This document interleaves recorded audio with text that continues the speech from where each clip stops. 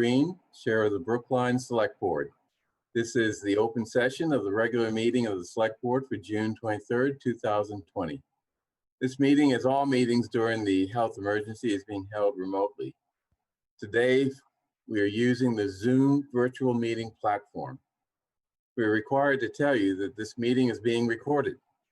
A quorum of the Select Board is participating from their respective remote locations. So let's start off with updates and comments, statements from the Select Board. I'd like to start off by noting the passing of a very important and very great Brookline resident, Alan Red McPherson. He died on June 14, 2020. You may all know him through his wife, Shirley McPherson, and his daughter, Diane Laffey, and her husband, Michael, and their son, Marcus Laffey, who are very active in civic affairs here in Brookline, as was Red McPherson. He's a former owner of Philips TV and Stereo in Brookline and was very active in Rotary, the VFW Hall, Brookline Lodge of Elks, and other organizations. We're going to miss Alan. He was Red McPherson. He is always a cheerful guy when you ran into him. You know, he was an important part of our community, and we'll miss him.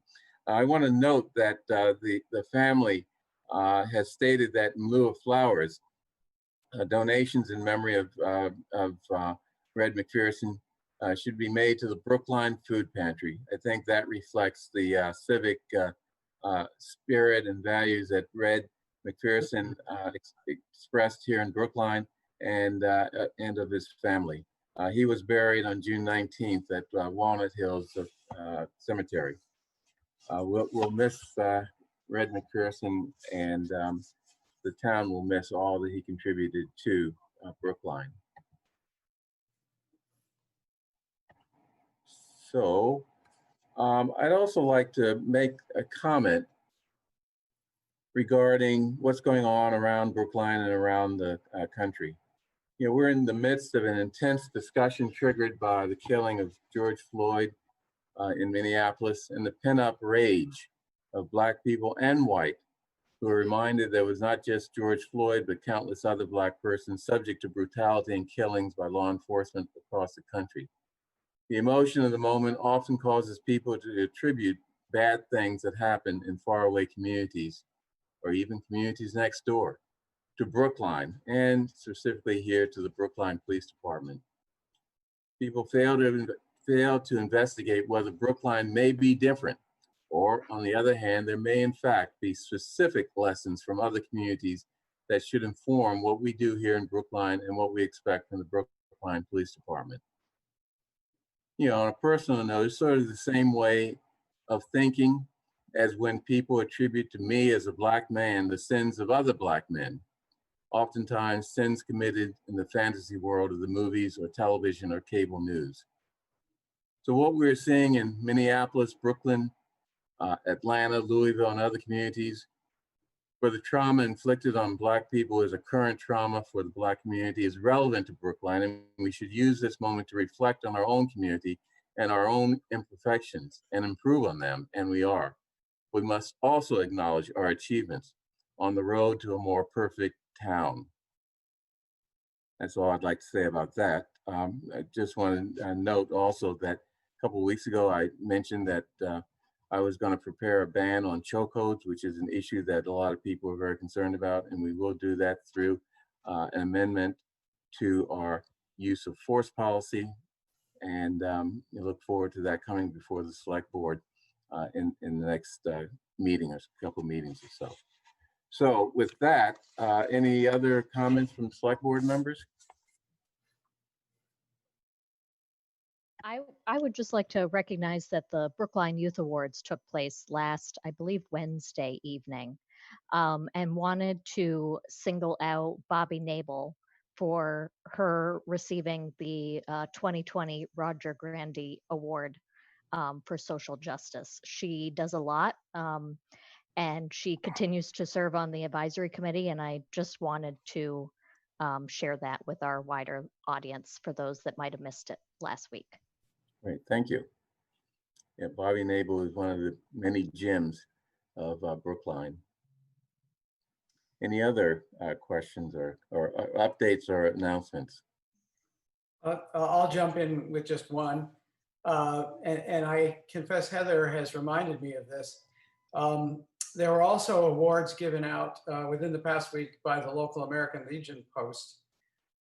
And I happened to have been sent a videotape, which was wonderful, of some local young people who made their own videotapes looking at particular memorials around the town to some of our veterans, some of the veterans from Brookline who died in various actions over the years.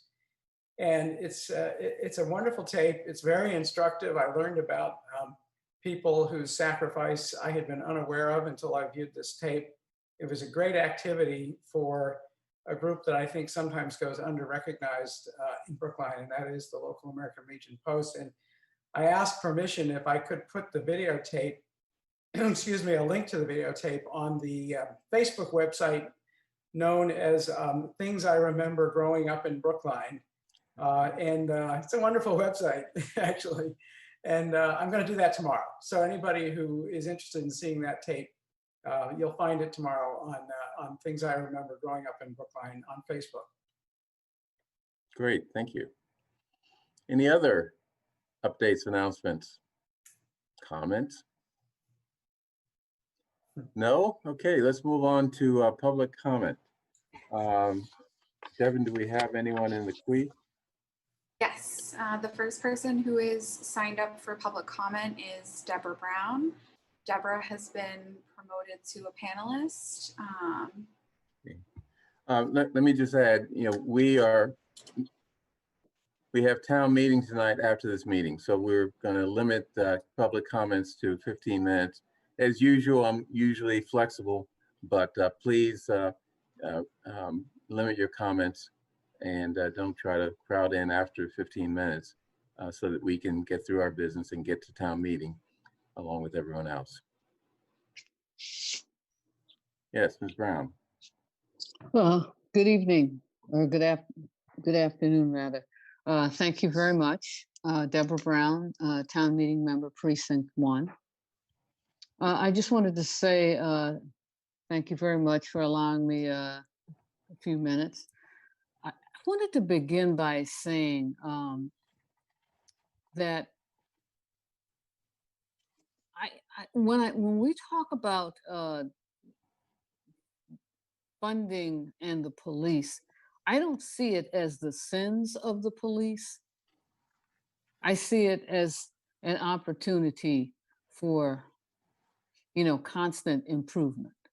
And just like we look at any organization, a town is an organization, and we should also always be looking for improvement. And also that reallocation of resources in an organization is nothing new. Nobody is talking about disbanding the police. No one is talking about indicting the police. What we're talking about is systems thinking. And I think nobody that I've heard or talked to is talking about anything different than that, and that we have to think very differently about our institutions, and the police is one institution that we have to think very differently about. And principally, we have to better align our funding with our priorities. And in Brookline, one of our principal priorities is education. And we spend a fair amount on education. And, if that's a priority, then we need to put our money where our mouth is. If housing is one of our priorities, then affordable housing should be, and low-income housing should be where we put our money. If food justice is a priority, then our pantries should be entitled to more than community development block grant money. Food justice should be a priority. The Greens should not be scurrying about, and the sustainability people trying to figure out where they're going to get their next dollar or the next bit of green space. That has to be a priority. And lastly, health. That is a common denominator for everybody. And so I just want to say very quickly that when we talk about the police, if we're talking about a fair and equitable budget, everything has to be on the table. And that You have includes 30 the police. seconds. And I can wrap it up in 15. Everything has to be on the table. Nobody is quaking in their boots in Brookline about, being unsafe. And we hear a lot of people quaking in their boots about these other factors. So I think, we've just got to level the playing field and apply systems thinking. Thank you. Thank you. Thanks, Devin. So the next person who signed up is Amelia Morgan. I don't see that person in the attendee list at this point, but we can always circle back. The next person after that is Maria Romero, who I also don't see in the attendee list. And the following person, Shan Go, it doesn't look like they are here yet either.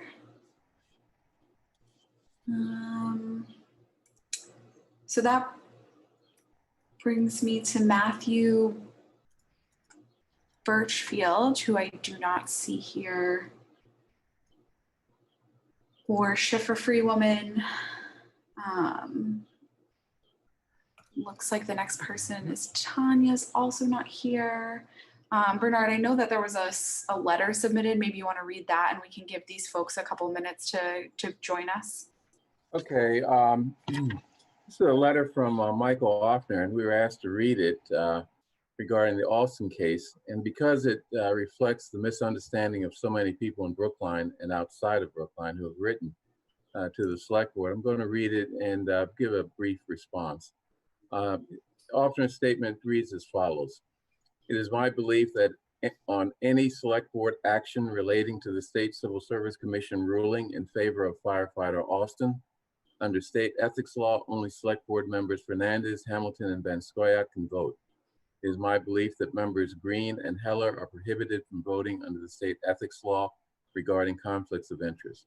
The select board itself appeared, in my opinion, to acknowledge as much on March 5, 2019, when it invoked the rule of necessity to allow members Green, Heller, Wyszynski, and Franco to vote on relevant actions. The rule of necessity was invoked legally because without doing so, there would not have been a quorum of members eligible to vote. Now, however, there is a non-conflicted quorum since members Fernandez, Hamilton, and Banskoyak are not named in the federal lawsuit, and no one is named personally in the state lawsuit. The only defendant is the state lawsuit. In the state lawsuit is the town of Brookline. So my response is this: Mr. Offner is wrong. Ms. Heller and I are not prohibited from voting under the state ethics law. First, we were indemnified by the town and therefore have no financial interest in the outcome of the federal court lawsuit. Second, the federal lawsuit was disposed of by Judge O'Toole, granting our motion for summary judgment on April 2nd of this year, noting in his opinion that the plaintiff's arguments were long on rhetoric, but devoid of record evidentiary support. Plaintiff's filing of a notice of appeal does not change the reality that we won that case. In addition, earlier today, I received a telephone opinion from the State Ethics Commission stating that because I have no financial interest in the case, there is no conflict of interest precluding my voting on any matter related to it. And I also filed a disclosure of appearance of conflict of interest form under Chapter 268A, Section 23B3 with the town clerk's office this afternoon. I intend to vote on matters related to the Alston case when they arise. Thank you. Any Okay, other? May I Yes. add that I've also Ms. filed Heller. that for with the clerk's office, and so I will be voting on those matters. Great, thank you. The So next do we have- person that is signed up is Kay Vanderzeel. Kay, you've been promoted to a panelist. You can unmute yourself and share your video if you're comfortable. Yeah, so Kay Vanderzeel, town meeting member, precinct 16, member of the commission, speaking for myself. I had a question on Thursday that I neglected to ask when I spoke, and maybe you could answer it, maybe you won't, I don't know. I'm just curious, and this may be procedure and I don't understand it properly. When you all voted on the Fernandez and then subsequently on the Van Scoyoc budget amendment, why was there no public comment at that time? I thought that was usually the case when you had things that you were having an opinion on that was going to come to public meeting. They people who spoke afterwards, of course, were diametrically opposed to what the vote was. And in that light, I would like to urge you to not do the things that are easy, that are symbolic. We need things that have substance and content in this time. I also would like to urge you not to hire any new people during this time right before town meeting until we have some better ideas about the budget and where the town would like to go. Thank you. Thank you. So anyone else in the queue? So we did have about 10 people signed up. I'm just going to go down the list again and make sure that none of those people who signed up have joined us after the fact.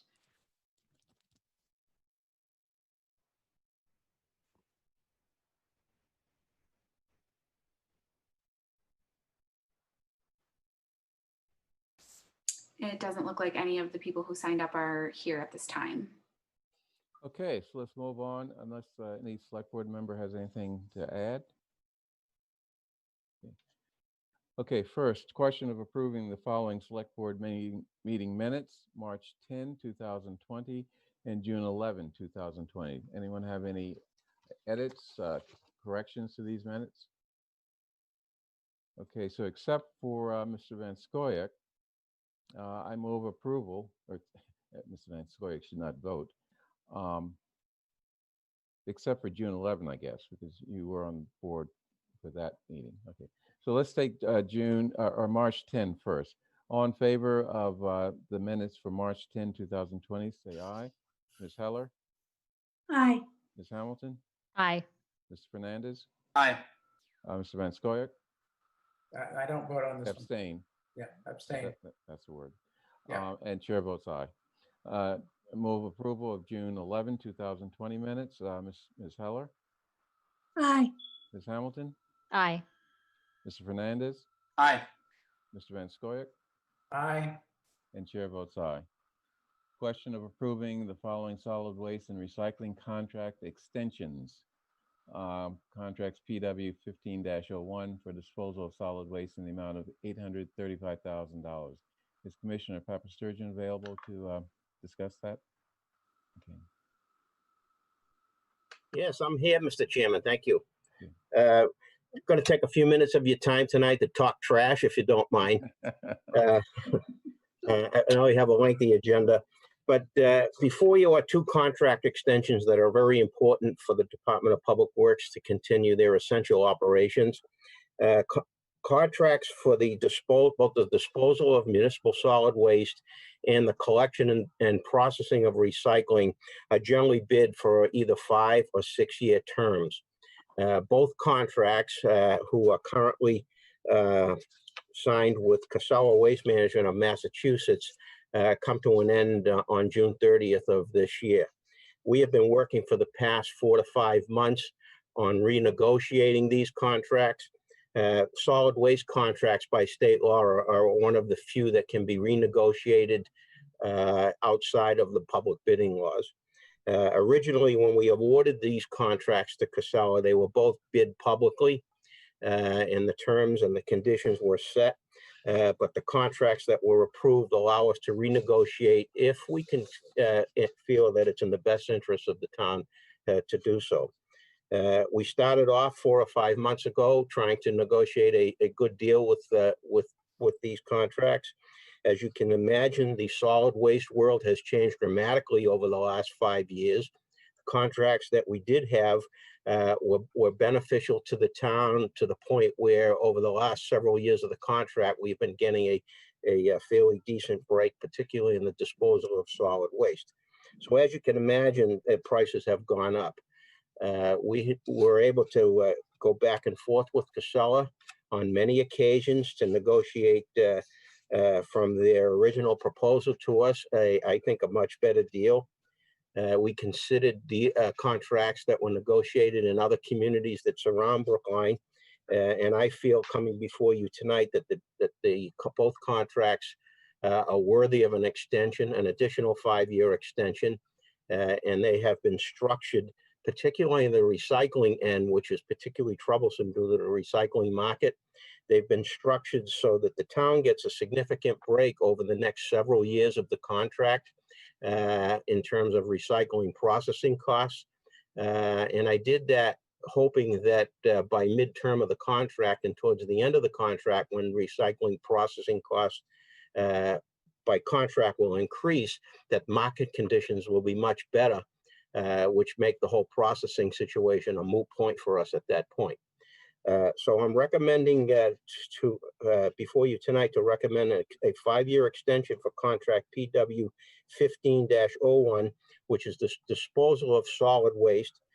Solid waste is collected curbside by town forces and deposited at our transfer station in South Brookline, where it is reloaded and hauled away and disposed of by our solid waste contractor, who is currently Casella. In addition, I just did want to mention that originally the disposal of our solid waste went to a landfill in Southbridge that was owned and operated by Casella, which is no longer in operation. But our waste now terminates at a waste to energy plant in southeastern Massachusetts, where it's converted to energy and powers homes on the energy grid. The FY21 contract amount for this multi-year contract is $835,000. It is a significant increase of $337,800 over the FY20 costs. But as I said, towards the end of our contract on the disposal side, we were getting a pretty good break on it. So we did expect costs to go up.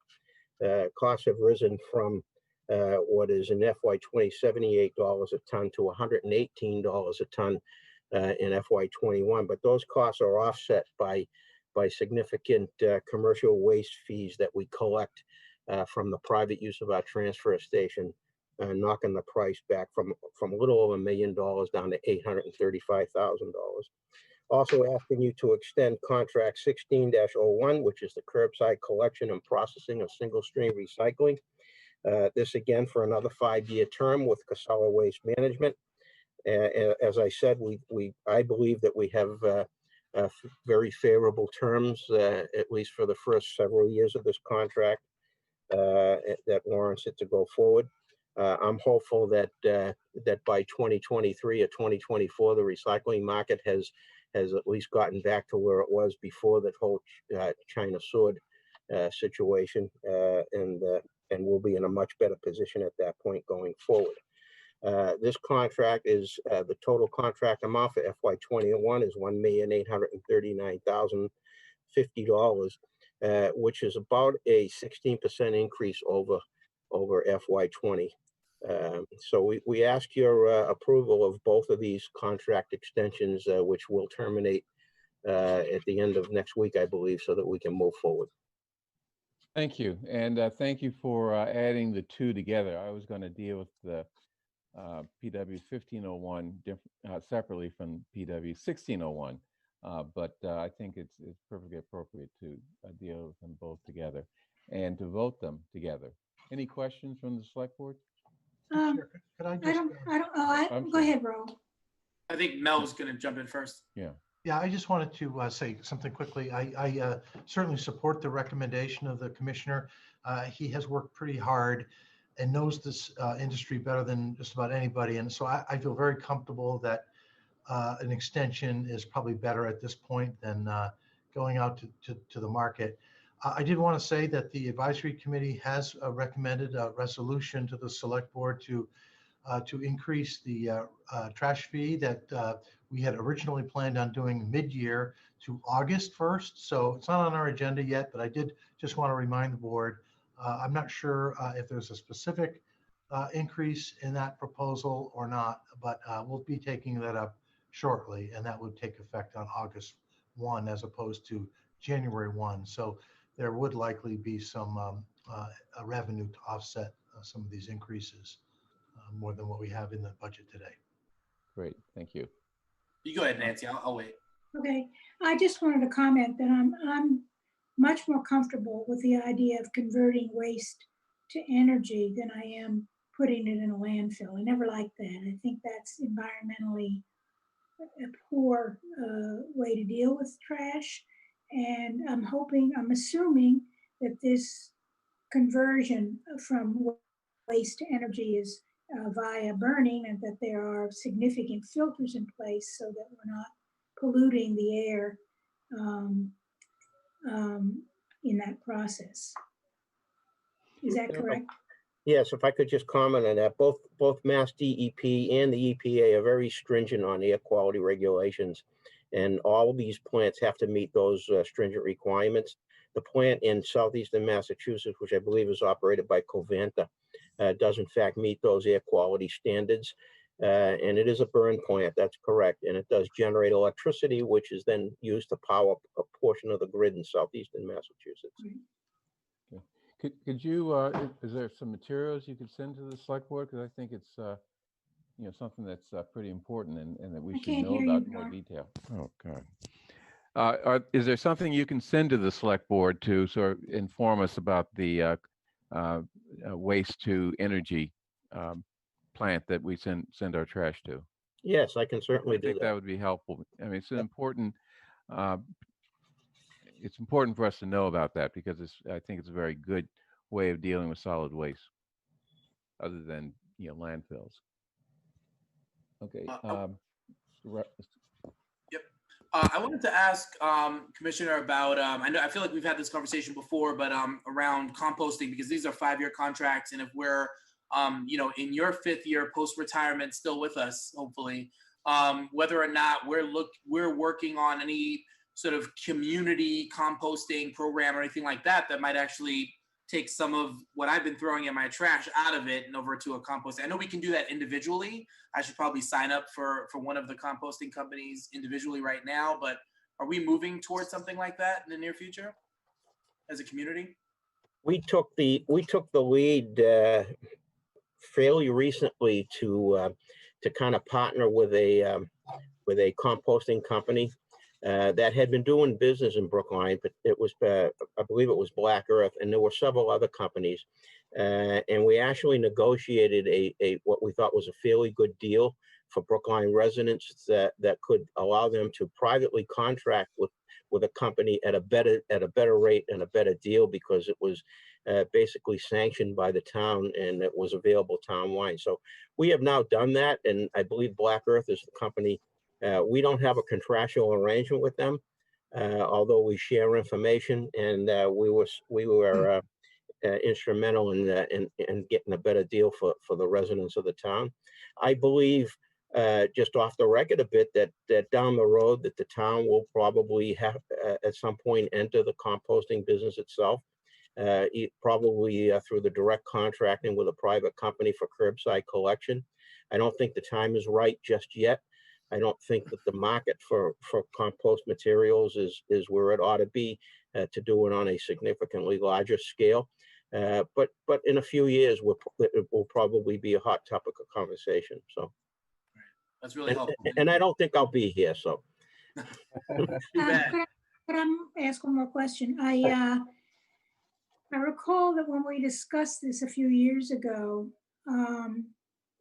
one of the reasons that we didn't collect compost and as other cities across the country have done, is that in Massachusetts there was a lack of commercial composting facilities. Has that changed? Not significantly, it has not. There were a lot of proposals on the table, some that involved the use of the wastewater digesters on Deer Island, using waste management, but there were a lot of concerns about how the sludge or the compost material will get there.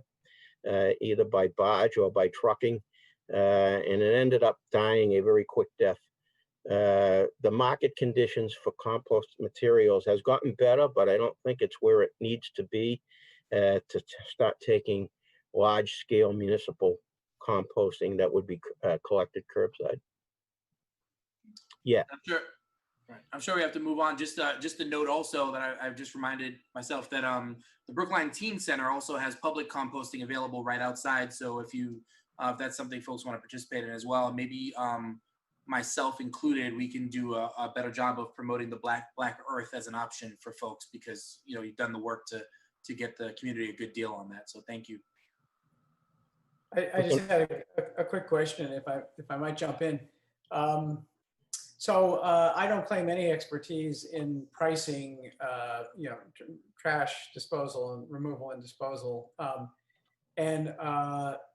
Because of that, I don't know about the other members of the board, but I would appreciate, if possible, when we get something like this, being given just a little bit of information as to comparative numbers from other communities as to kind of what is the standard that we would find, from other communities, Belmont, Needham, Cambridge, Boston, in terms of what they're paying.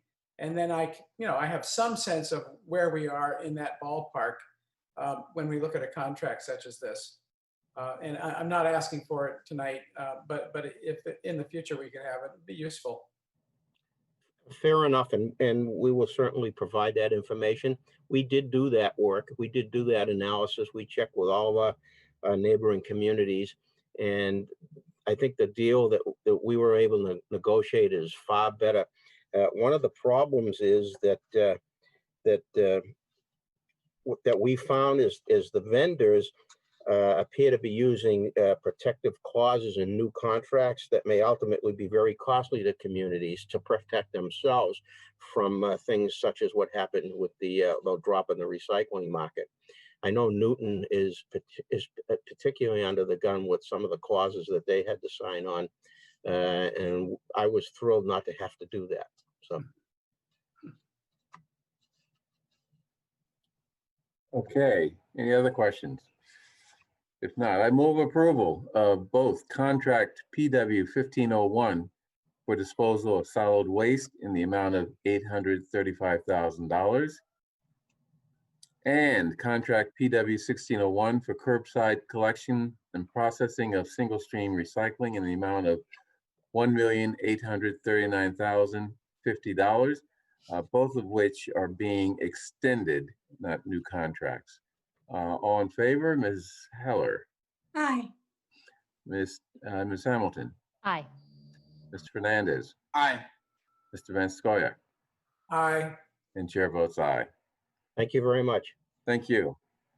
Next, question of correcting scrivener's error in the land descriptions contained in 2 of the town's affordable housing agreements with Hebrew Senior Life relative to 112 Center Street.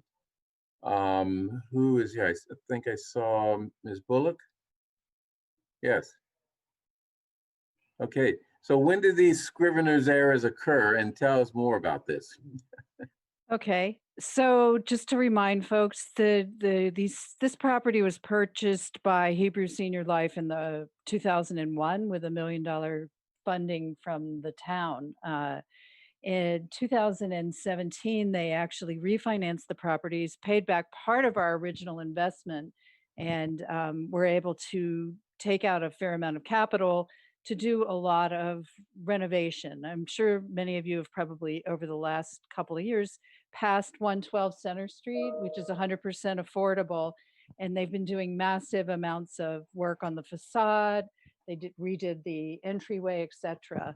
At the same time, they took that property that was originally built in the 70s and divided it into 2 properties because they're doing 2 different projects on the property as part of the refinance. And we just found out about the scrivener's errors fairly recently, and were asked to just have the select board sign these so that they could be included with the original affordable housing agreements that were included in 2017. So it's really a very simple asked. The change in the land description is minute. It has to do with the entranceway that was created as part of the renovations.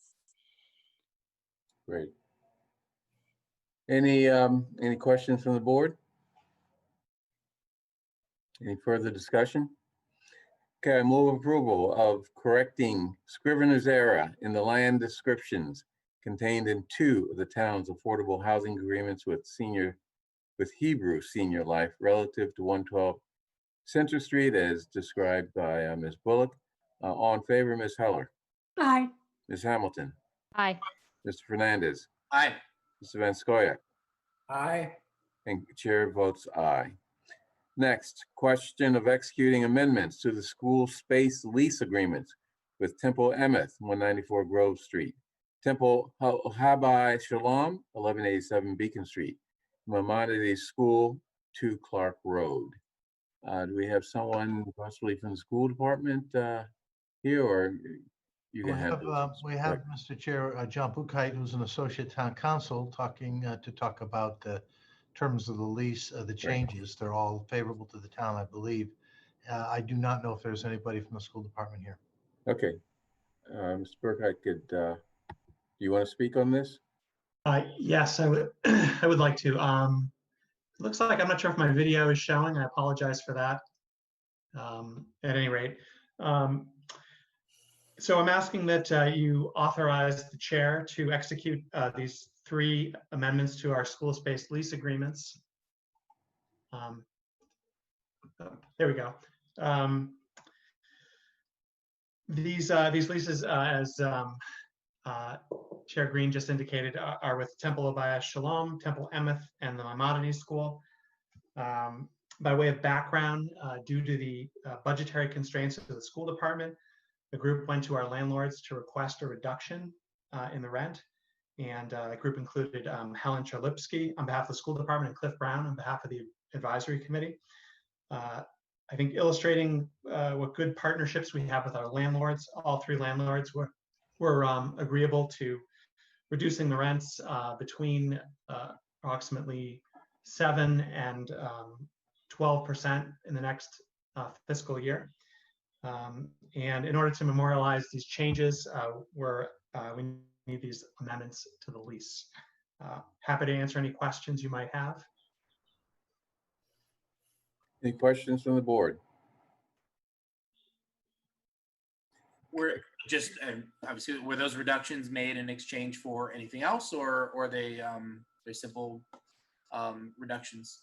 Yeah, the only what we gave them was an assurance of a little more forward notice in the event that the lease would be terminated. Just to briefly explain, with all of our contracts, we have a provision that says that if money isn't appropriated in the budget for the contracts, then obviously we have to cancel them and there's no penalty. What these entities were looking for was a little more forward notice. So in one case, for example, we agreed that at the time the advisory committee makes its recommendation to town meeting, which typically occurs middle to the end of April, that we would, if there was not funding for the lease agreements, we would notify them immediately so that they would have more notice that this might occur. So it seems fair. Yep. Yes. And I would offer thanks to Ms. Charlupsky and Mr. Brown for their efforts here, because I think it's clearly a very important piece to closing the gap in the school budget. Mm-hmm. Okay. Any further questions, discussion? Okay, I move approval of executing amendments to the school space lease agreements with Temple Emeth, Temple Ojai by Shalom, and the Maimonides School. All in favor, Ms. Heller? Aye. Ms. Hamilton? Aye. Mr. Fernandez? Aye. Mr. Van Scoyac? Aye. Chair votes aye. Question, thank you. Thanks Thank to our you. landlords too. Pardon me? Thanks to our landlords too. We're agreeing to do it. Question of authorizing and approving a contract with the Racial Equity Group in the amount of $90,900 for consultant services for the RFP for racial equity analysis consultant and authorization to use the BAA, which is Boston Athletic Association Recreation Expendable Trust Fund for this project. Mr. Kleckner, would you like to? Sure, I will just, background yes, thank you. I'll just introduce it and ask our diversity director, Lloyd Gelano, to speak on it, and questions from our procurement director here as well, David Giannakakis. But this actually was on your calendar last week. And if you recall, this was evolved from a resolution of town meeting, who really wants to get the ball rolling on racial equity analysis in all of our departments. And the decision was to hire a consultant that can work with the overall GARE process to assist the departments in doing this racial equity analysis and work. My recollection was last week we failed to include the racial equity group's proposal in the packet, and I believe you were emailed a copy of that last week. And Right. so Mr. Gelano, Dr. Gelano was here, as well as Mr. Giannakakis, to answer your questions. Anything else you want to add, Lloyd? He notified us that he's having microphone issues.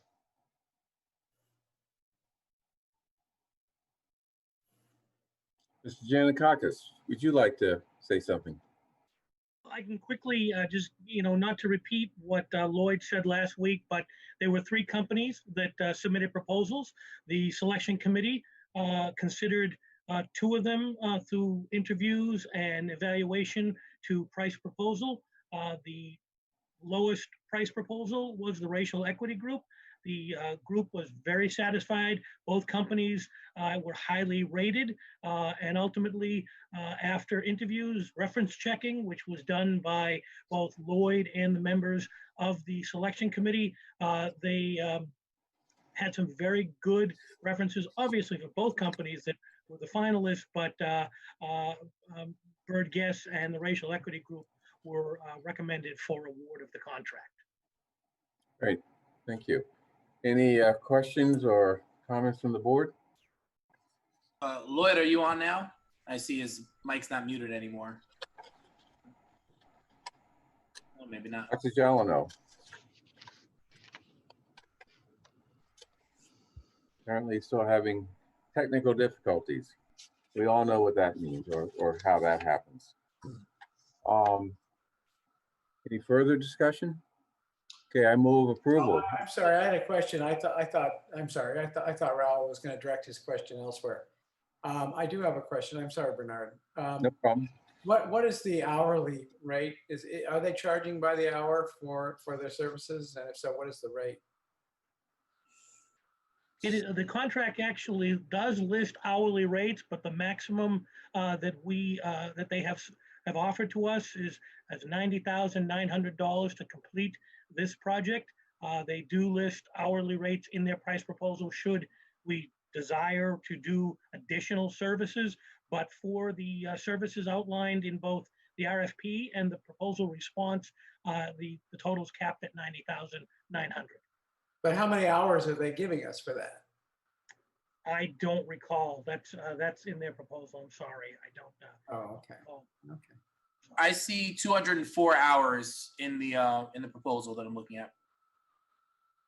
Who can do the mental math the fastest? Yeah. Well, the price proposal is there, and you see different rates for different of their senior consultants and associate. They're there. The labor is 204 hours at a projected cost of $71,400, and then there's other costs, including travel and other costs associated with that contract proposal. I asked the question because this gets back, not to compare consultant services to the disposal contract that we considered previously, but for us to vote on these, if I don't know the hourly rate that we're paying under this, $90,900 contract, it's kind of hard for me to figure out if this sounds like a reasonable price to pay for the services that are rendered or not. I'm not an expert on what consultants tend to charge for this kind of a service. So, I mean, it does look like something in the neighborhood of $400 an hour for the service. 350. Yeah. And again, I don't really know at this point whether that is right there in the sweet spot for this kind of a contract or not, but I think that's the information that we would need to evaluate it. Well, all I would say is that we're required to competitively procure it, and I believe this was the lowest of the three competitive quotes. Okay, sounds good. I'll just also just briefly add that this, 'cause I know some folks are naturally skeptical of consulting services and the cost of consulting. Can't we just do it ourselves? And this is something that I know racial justice advocates in town fought for and got passed through town meeting. And this is the sort of end result of a lot of work that's taken place over the last year or so.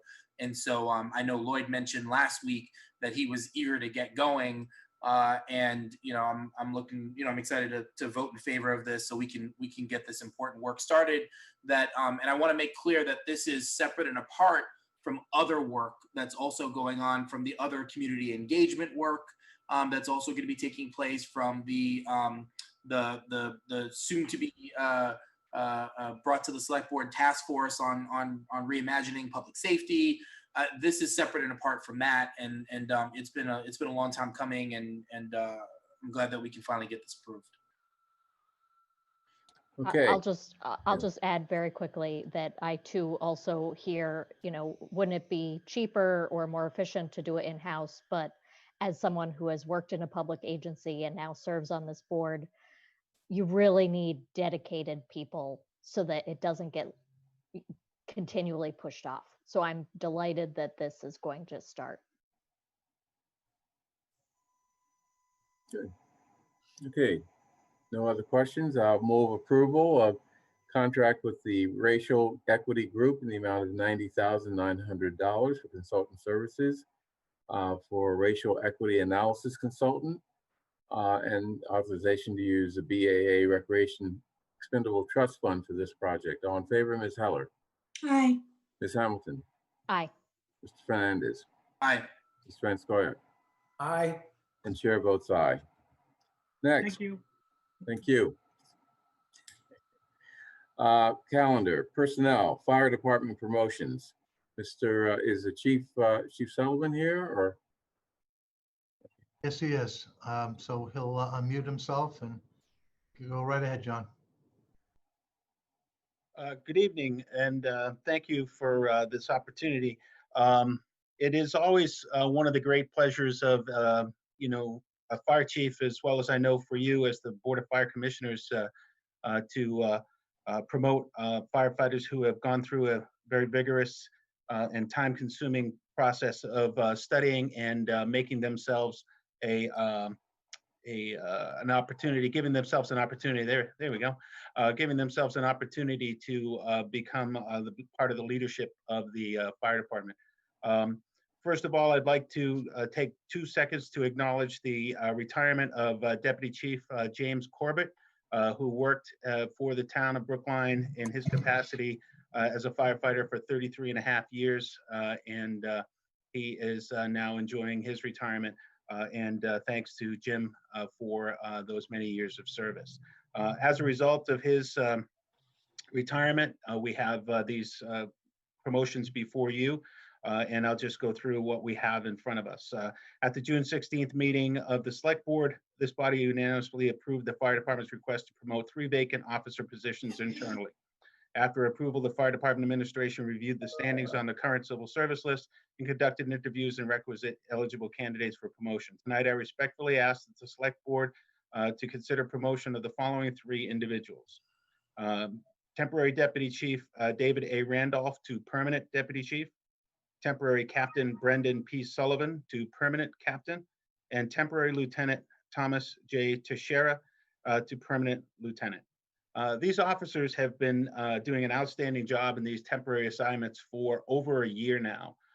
As a result of long-term IOD, injured on duty status of one of our deputies, they were temporarily promoted last June into the positions that they hold and have waited diligently and served very distinguishedly for the last year in the positions that they are seeking as a permanent position tonight.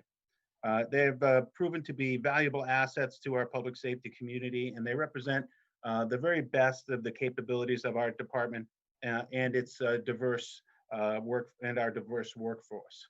So with no further ado, I'd like to, Devin, if you want to put up the picture for Lieutenant Teixeira. Oh, we got all of them there, so that's great. So No, it's wrong pictures, Devin. These are the police. nope, those are ours. Oh, Okay. Those are ours. Okay, I see. yeah. Okay. Yeah. So on the left of your screen is temporary Lieutenant Thomas Teixeira, who joined the Brookline Fire Department in November of 2014 after serving with the Fall River Fire Department from 2010 to 2014. So Lieutenant Teixeira has 10 years of professional service in the fire service and the last 6 with the Brookline Fire Department. He's a state certified emergency medical technician, and as a temporary lieutenant, he has exhibited excellent leadership skills as well as administrative skills, which is also very important as a company officer. Lieutenant Teixeira will be a valuable member of our leadership team as a company officer, and the company officer position is the pivotal position in the fire department. That is where the administration meets the rank and file, and they have the first contact with all of our community members on our 9/11 calls for service. So I'm very happy and honored to be able to present Lieutenant Thomas J. Teixeira for your consideration to permanent lieutenant. To the right of your screen is temporary Captain Brendan P. Sullivan. Captain Sullivan joined the fire department in Brookline in 2006 and followed in his father's footsteps in that capacity. His father was a lieutenant on the fire department for many years. He was promoted to lieutenant in 2017 and to temporary captain in June of 2019. He's a state certified emergency medical technician, and pro board certifications include firefighter 1, 2, and fire instructor 1. Of note, of recent, Captain Sullivan has been serving as our department's designated infection control officer during this unprecedented time of COVID-19 pandemic. So he has been an incredibly valuable asset to me as the fire chief in tracking and overseeing the testing and tracking of all of our department members, especially during the time when we had several members who were out positive and upwards of 44 members at a given time who were in quarantine. And he tracked all of those folks, and he is the contact between the medical community and the fire department. We're very happy and very pleased with the way that Captain Sullivan comported himself in that position, and he did an outstanding job. He's been a tremendous asset to our department in those capacities and an integral member of the training staff for the immediate future. And then lastly, at the center of your screen, we have temporary Deputy Chief David Randolph, who's been filling in the fire prevention role for the last year and will continue in that role. Deputy Chief Randolph has been hailed by all of the departments that he's had to work with in that capacity, which is one that touches many other departments in town, and he's done an outstanding job. He began his career in 2001 and pursued knowledge and responsibility from the beginning of that time. Along with being an EMT, he holds certifications as firefighter 1, 2, fire instructor 1, 2, fire officer 1, 2, incident safety officer, and hazardous materials technician. In fact, today we got notification from the state that soon to be, hopefully, Deputy Randolph will become a member of the District 2 hazmat team for the state and serving the state in that capacity. He holds multiple technical rescue certifications and is a member of the FEMA Region 1 Urban Search and Rescue Team as well. He was promoted to lieutenant in 2013, captain in 2018, and for the last year plus, as I said, he's been taking on the challenging and complex role of Deputy Chief of Fire Prevention.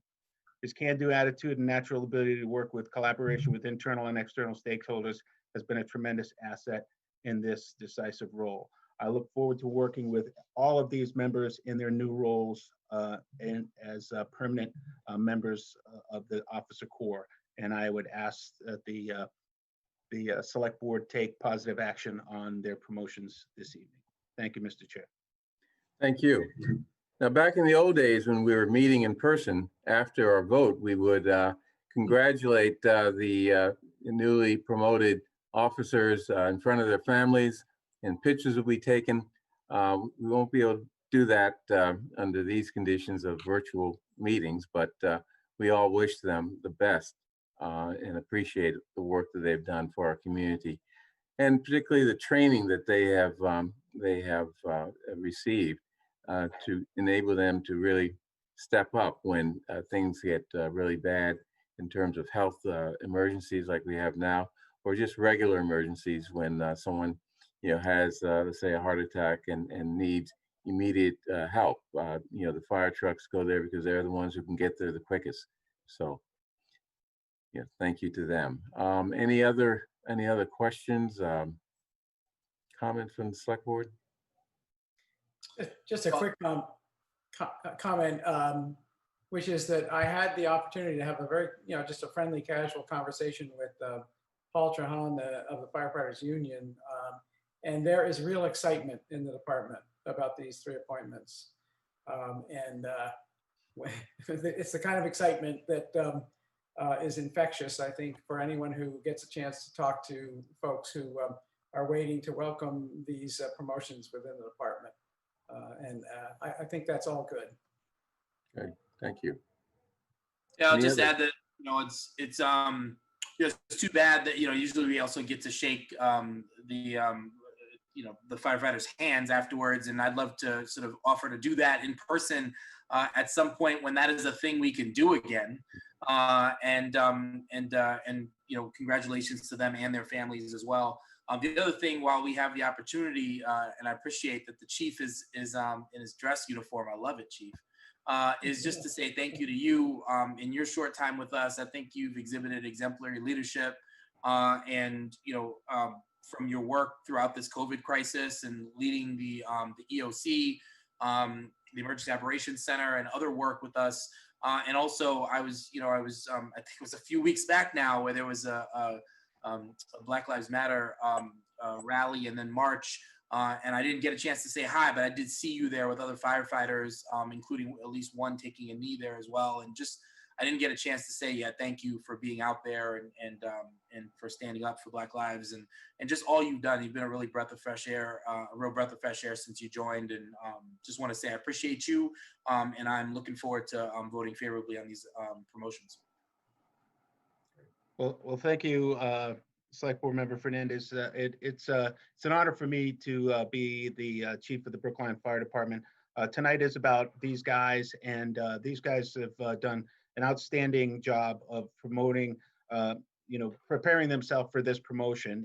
I know, obviously, for 33 years, I went through every promotional process up to the point where I've become the chief of the department, and I know how difficult it is and how much time it takes away from your family, and to go through that rigorous studying process, and then proving themselves this last year in those positions. They've done an outstanding job. It's our intention to hold some smaller promotional ceremonies, either here at the fire department or in a place where we can suitably distance with their families, just to give them that opportunity. And I'll certainly let the select board know when we're going to do that. If any of you are available, that would be great to have you there to be able to, formally and officially, reach out to them and congratulate them on their ascension to these ranks. Great. Thank you. Great, thank you. That would be great. Okay, any other questions or comments? Then I'll move approval of the following promotions within the fire department. Temporary Deputy Chief David A. Randolph to Permanent Deputy Chief. Temporary Captain Brendan P. Sullivan to Permanent Captain. Temporary Lieutenant Thomas J. Texera to Permanent Lieutenant. All in favor? Ms. Heller. Aye. Ms. Hamilton. Aye. Mr. Fernandez. Aye. Mr. Vanscoya. Aye. And chair votes aye. Thank you very much. Appreciate it. Okay. Next, we have water and sewer rates. We had this discussion last week in a public hearing. And we're now going to have a further discussion and vote on the proposed aggregate increase of 1% to the fiscal year 21 water and sewer rates. Any further discussion? I see Mr. Russell's here.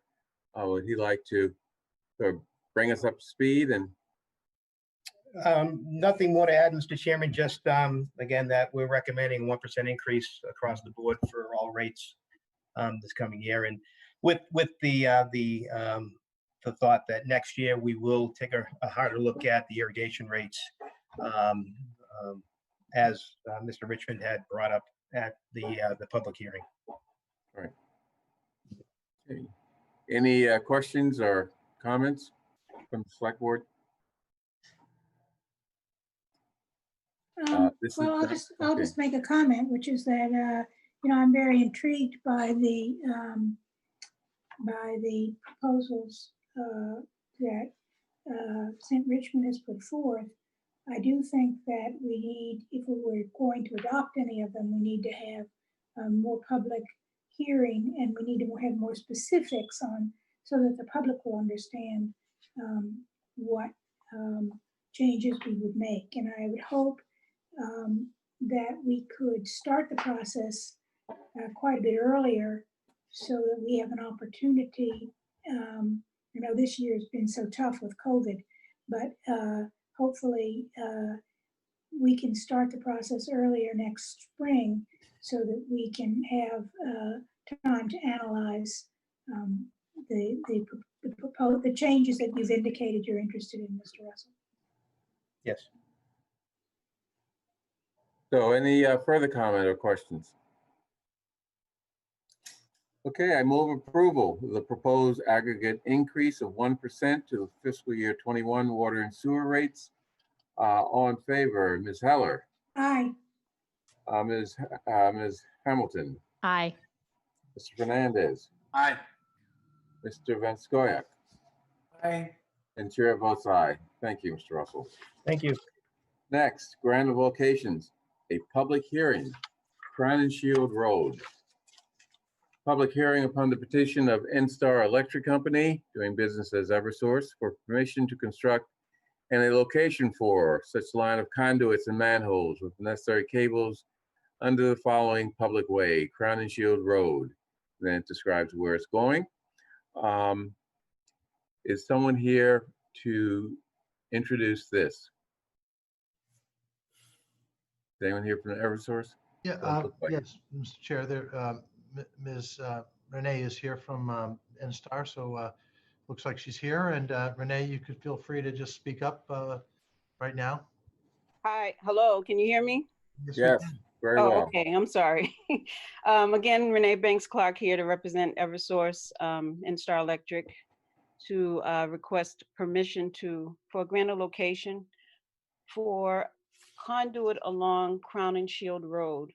It amounts to approximately 174 feet of conduit, and it is to provide electric service to 2 condo buildings at 5 to 21 Crown and Shield Road. Okay, any questions from the select board regarding this request? I'm assuming that this has been, the gas leaks issue has been investigated, and that there's also coordination with DPW in terms of, I'm assuming you're going to be opening the street to some degree anyway, and that you've coordinated with DPW so that we're not digging up the street, on a more frequent basis. Any work that needs to be done will be accomplished in the same time period. Yes, ma'am. Yeah, Nancy, the request for gas leak investigation was accomplished, and there was determined to be no gas leak within the project limits for abutting streets. Okay, any other questions? This is a public hearing. Is there anyone in the public, Devin, that would like to speak on this matter? At this time, we have 26 attendees. They can choose to use the hand raise feature or the Q&A to indicate that they have a question regarding this public hearing. At this time, it does not appear anyone is interested in making a comment or has a question. Okay, unless there is any question or discussion by members of the select board, we will move on to approval or vote on whether to approve. Again, I want to note, I believe that the gas leak issue has been investigated and there aren't any. Is that correct? That is correct. Thank you. Okay. I move approval of the request by NSTAR Electric Company doing business as Eversource for permission to construct and a location for a line of conduits and manholes with the necessary cables under the Crown and Shield Road as indicated in the agenda. All in favor, Ms. Heller? Aye. Ms. Hamilton? Aye. Mr. Fernandez? Aye. Mr. Van Scoyac? Aye. And chair votes aye. Thank you. Thank you very much. Next, public hearing upon the petition of Comcast for permission to construct a location for such a line of conduits and manholes with the necessary cables therein under the following public way, Brookline Avenue. For cables to 700 Brookline Avenue. I think that is, what is that, the hotel? Yes. Okay. Anyone here from Comcast to discuss this? Yeah, Mr. Cortell from Comcast is here. I want to note that the next two petitions are with Comcast, but they are different projects, different locations. So we'll take them up one at a time. The first one, as you mentioned, Mr. Chair, is the one on Brookline Ave. So Tim, go right ahead and explain the basis of this petition. Good evening, Select Board. Tim Cortell with Comcast here. I just want to start off by saying this Brookline Ave job has already been completed. There was a lot of coordination with this. As you know, there's a mass DOT project that is going on at Washington Street that is just within the limits of this project as well. And the project was on hold due to the COVID-19 delay. There was first gas work, and then as well as MDR doing some drainage work. And then we were able to get in there right after, before MDR is planning on paving the street. We did submit 2 options for this location, and we were approved to go with adding a manhole over existing and trenching laterally to the new hotel. Great. Any questions from the board?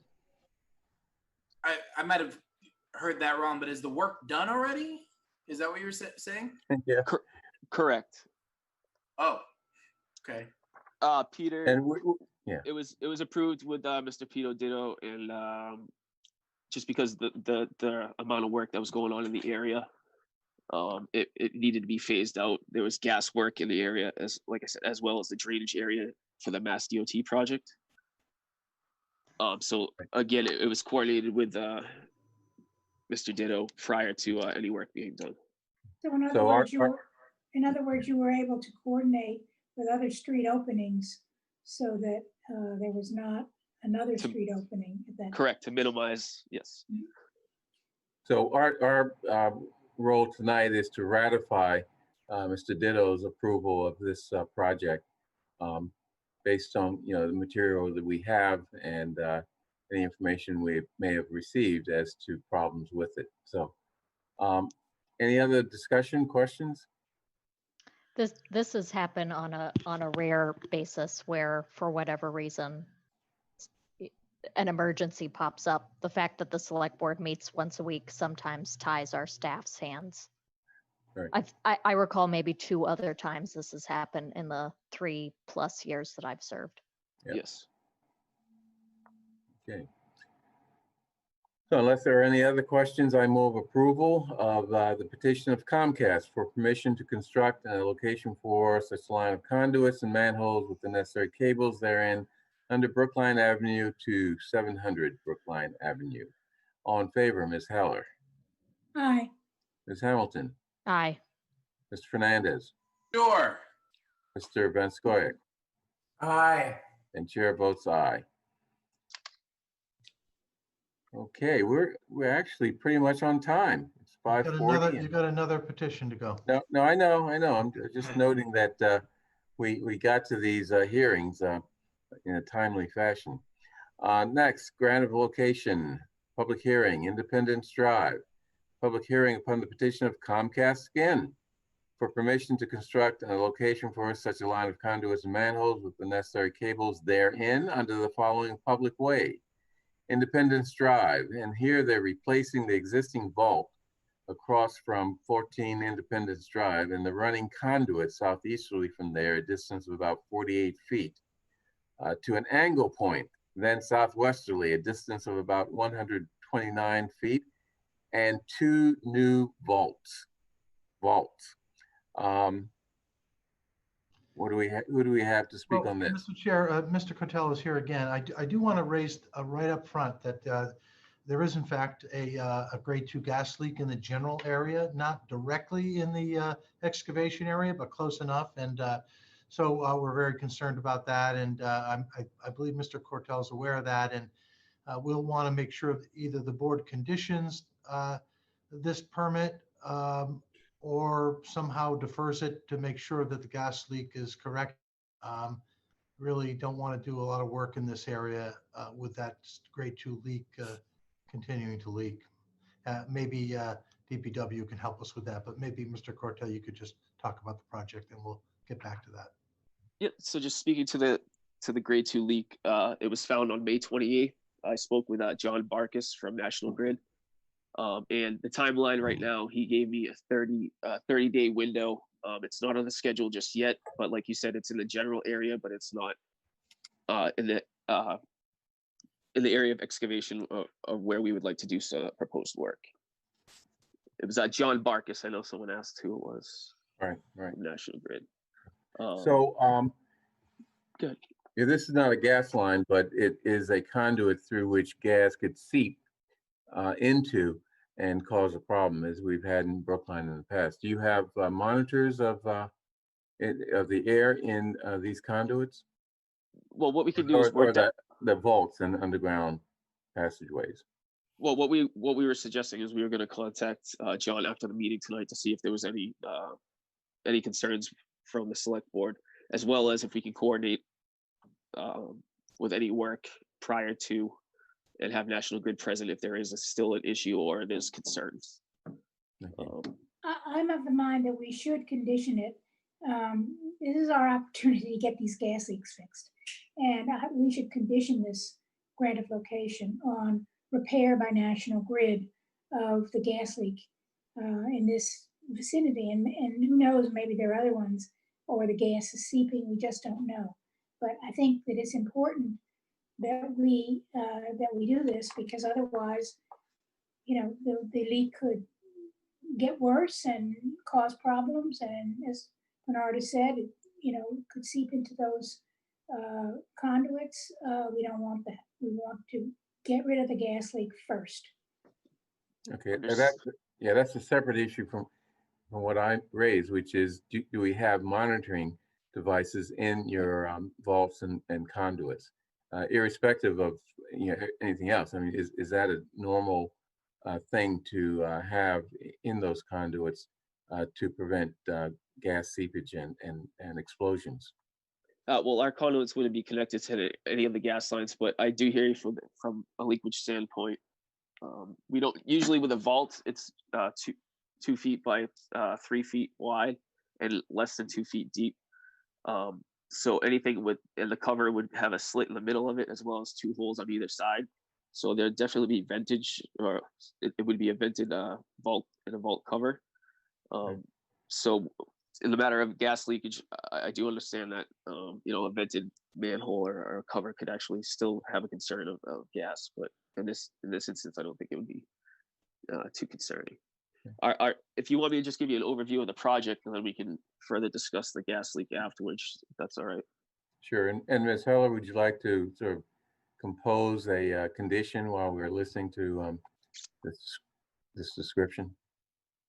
Sure, I just would condition the grant of location on any work being done after National Grid has attended and repaired the gas leak at the manhole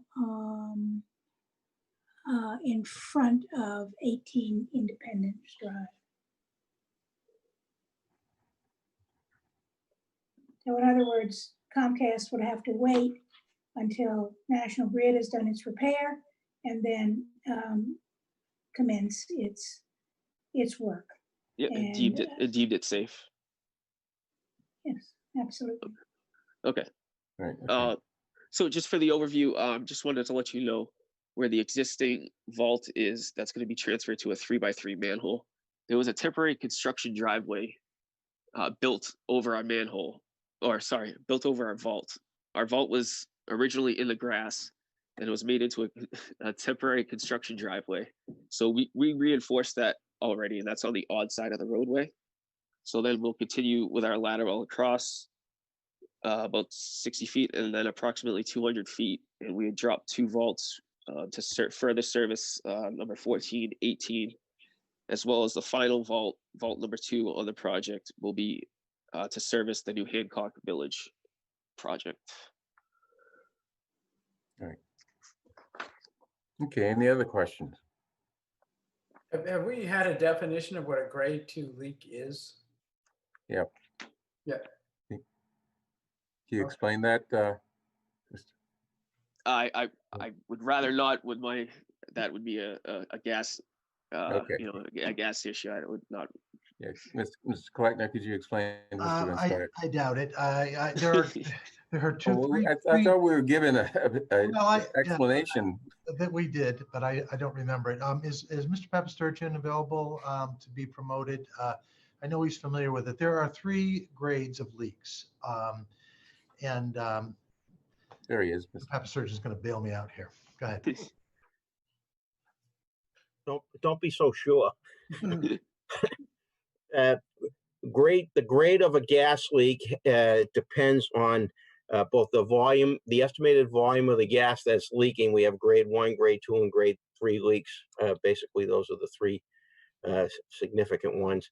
But more importantly to us, it determines by law how long the gas company has to make the repair. I know on a grade 1 leak, which is an emergency leak, those have to be repaired right away. Grade 2 leaks, I believe, have, now you're putting me on the spot here, but I believe grade 2 leaks have either 90 days or either 90 or 180 days. I'm not sure exactly which, for in which time the gas company has to make the repair. Grade 3 leaks are even a longer period of time than that, or as needed. And there's also the chance that any grade leak can be elevated to the next higher grade if it worsens. So I did talk myself to John Bacchus today from National Grid about this particular leak. He assures me that he's put it on the schedule and it should be repaired within 30 days, which is an expedited time schedule over what they would have ordinarily made this repair. So he has assured me that the leak will be repaired. If you want to condition the grant of location, I think that's fine to do that. And we will certainly work with both Comcast and National Grid to make sure that everything is coordinated there. Is blasting continuing in that area in connection with the Hancock Village development? I know that there has been blasting there. I'm not sure if it's complete yet. And I'm not sure exactly what the proximity is with the blasting to the utilities on Independence Drive. I know that we have not had any issues with it. Yeah, is Chief Sullivan on? I think he can answer whether there's continuing blasting. As I understand, it's stopped, but or they're completed, but I don't know for certain. I believe it's substantially complete. We haven't heard complaints since. Okay, any further questions or discussion? I'll just say that I support Nancy's approach on this. The condition, I think it makes sense. This is Comcast. It's not keeping anybody without electricity or power or anything like that. And also, certainly, we have to keep in mind the working people that go down into these trenches and tunnels. And I don't know about you, but I certainly wouldn't want to be working anywhere near a grade 2 gas leak, or a 1 for that matter. So if we can get this fixed first, that makes the most sense. Okay. Unless there are any other questions, I move approval. Pardon me? You have to convene a public hearing on this. Oh, I'm sorry. I thought we had already done that. This is a public hearing. Are there any comments from the public? At this time, there are 19 attendees. No one has used the hand raise feature to indicate they'd like to speak or ask a question, and there are no open questions in the Q&A. Okay. So let's approve this. I move approval of the petition of Comcast for permission to construct a location for such a line of conduits and manholes with necessary cables therein under Independence Drive on the following condition. The work on the ground location shall begin after National Grid has done the necessary repairs to the nearby gas leak, period. Is that sufficient, Nancy? Yes, I think so. Yeah, okay. All in favor, Ms. Heller? Aye. Ms. Hamilton? Aye. Mr. Fernandez? Aye. Mr. Van Scoyac? Aye. And chair votes aye. Thank you. Mr. Chair, can I just mention that we passed over item number 6, which was intended to be postponed, but I just wanted to mention that that was the matter of police officer hiring, and we decided to postpone that for a week pending town meeting, but just wanted to mention that to the people who are following this agenda. Okay, great. Okay, next, annual town meeting warrant articles. Let's see if I have a text from Mr. Sandman regarding the advisory committee. So Bernard, they're taking this up at 15, so I can kind of give you a lay of the land as to where we are. Okay. And then we can go from there. Okay. So that when last we met, the select board had taken a vote under the budget. The advisory committee at that point in time had not taken a position on changes to the police department budget. And so we have some differences between the board motion and the advisory committee motion. Since that time, there have also been some amendments that have been filed. So what I'd like to try and do first is outline some of the differences between the board and the advisory committee, exclusive of the police department, and hope that we can get reconciliation on those items. And then we could deal with the police department budget and all the amendments after that. Does that sound like a good plan? Sounds like a plan to me. Okay, so the first item where there was a discrepancy between the board and the advisory committee is the reserve fund. The town administrator and I met with the chair and co-chair of the advisory committee, and we're comfortable with their recommendation of $4,620,855. Also, they are appropriating funds for the Affordable Housing Trust. The board had chosen to defer that until November. We are comfortable moving that appropriation forward, $726,549. That's item 27 on your budget table. Carla had given me a correction to their vote under item 40, which is traffic calming. They had, we had recommended appropriation and funding it from the parking meter fund. The advisory committee had moved to defer this until November. I said I couldn't promise that the board would want to support that, but I would present it to the board as such. They also reallocated some funds within the CIP to the roadway account in order to provide some capacity that then could get reallocated in November around the Davis Path footbridge. So they have a recommended appropriation for the street rehab account of $3,149,019. They have agreed to amend the, actually the town school rehab account, we've also agreed that number 50 at an amount of 165,000. The board previously had reduced that by 10,000.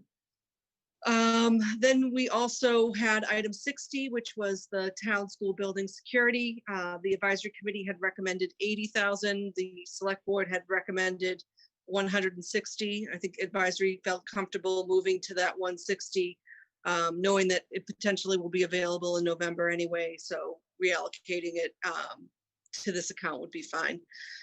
Classroom capacity, 1,644,831 is the recommendation for the advisory committee. So we felt comfortable with that number as well. So I don't know if any members of the board have any questions about those items in particular, but we felt comfortable with the motion of the advisory committee, with the exception of potentially the board's position on the Affordable Housing Trust and the traffic calming. I wanted some more direction from you on those two. Okay, so other than those two and the building security, where the advisory committee accepts our higher number, are there any questions or concerns regarding the other items?